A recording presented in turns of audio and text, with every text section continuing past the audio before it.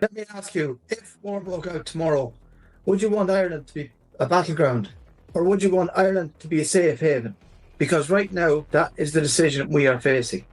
There are those who want Ireland to abandon our neutrality and join NATO, and they argue that we need protection, that we need allies, and that we need to take a side. But I'm here to tell you today that our greatest protection is not picking a side, it's standing firmly in our neutrality. And if anyone disagrees with me, or any politician or political party believes neutrality is a weakness, I challenge them to explain exactly why. Tell me specifically why Ireland would be safer in NATO than outside of it. And tell me why turning our airports and our land into military targets would somehow make us safer. So, let me show you the reality of what would happen if we abandoned our neutrality. Ireland in a World War III scenario. What would happen if Ireland joined NATO? If Ireland were to join NATO, we would become an immediate strategic target for our adversaries. This is not speculation, it's simple military strategy. The moment we signed the treaty, our geographical location and our critical infrastructure would be integrated into NATO's war plans. Now let's be very clear about what that means.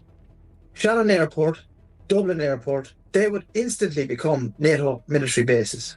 That means American and European military aircraft, troops and supply chains would be routed through Ireland.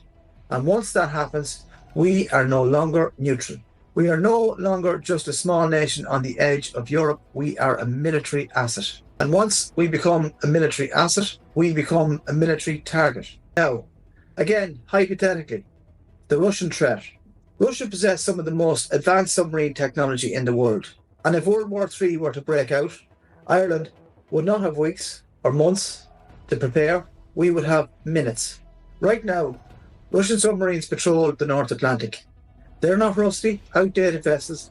They're some of the most silent and deadly submarines ever built. So just to run through it, here are just 3 of the different classes of Russian submarines that could be used against Ireland if we were to join NATO.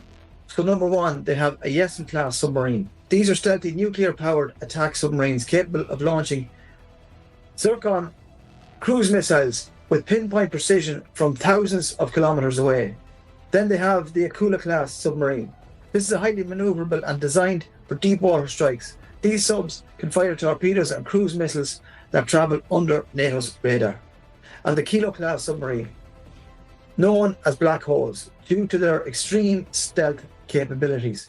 These diesel-electric submarines are undetectable in deep water and are designed for covert sabotage operations. Now, let's talk about the weapons these submarines could use if Ireland were a NATO target. How would Russia strike Ireland? If war were to break out, Ireland would not be an afterthought. We would be among the first targets, and here's how it would happen. Number 1, a cruise missile strike, a Zircon missile. And let me just say about these missiles, they travel, I think, somewhere between 10 and 8 times the speed of sound. And as of now, which is 2025, there is no countermeasure or there is no air defense against that. So bringing in air defense for these kind of things is a waste of money and a waste of time. Number 2, they have a Yesen-class or a Kula-class submarine could fire cruise missiles from beyond Irish waters, never even surfacing. Now, the target options they would have.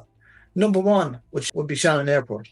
If it became a NATO logistics hub, it would be hit immediately. Then you would have Dublin Port and Cork Harbour to disrupt NATO's ability to land troops or supplies. Then you would have the transatlantic undersea cables to cripple Western communications and financial systems. Now, let's just talk about the damage that these things can do. So a 500-kilo warhead could level buildings and kill thousands of people if it hit populated areas. And what are our defence capabilities? At the moment, Ireland has 0 air defence systems against cruise missiles. A strike would land with no warning. Now, the alternative. A strong neutrality is our best defence. And let me explain why. Let's look at the alternative. What happens if Ireland remains neutral? Think about it. We would have no enemies. No country sees Ireland as a military threat. There's no reason to target us. Russia, China, or NATO would gain nothing from attacking a neutral Ireland. We avoid war while strengthening our own defences. Instead of joining a military alliance, we should be investing in cyber defence to prevent attacks on our infrastructure, monitoring our airspace and waters to prevent violations, strengthening diplomatic ties to act as a peace broker, not a military pawn. Neutrality is not a weakness, it's wisdom. So let me ask you again, do you want Ireland to be a battleground or a safe haven? Do you want Shannon and Dublin airports to be wiped out in the first minutes of a war? Or do you want a country that protects itself by staying out of foreign conflicts? Our best defence is not to join NATO or anything like it. It's our neutrality. And if anyone disagrees with me, tell me why. Be specific and tell me why turning Ireland into a war zone is a better choice than keeping it safe. If you believe in peace, in sovereignty and the safety of our people, then stand here with me today. Let's protect Ireland, let's protect our neutrality, and let's protect our future and say no to anything else that steps outside our full neutrality.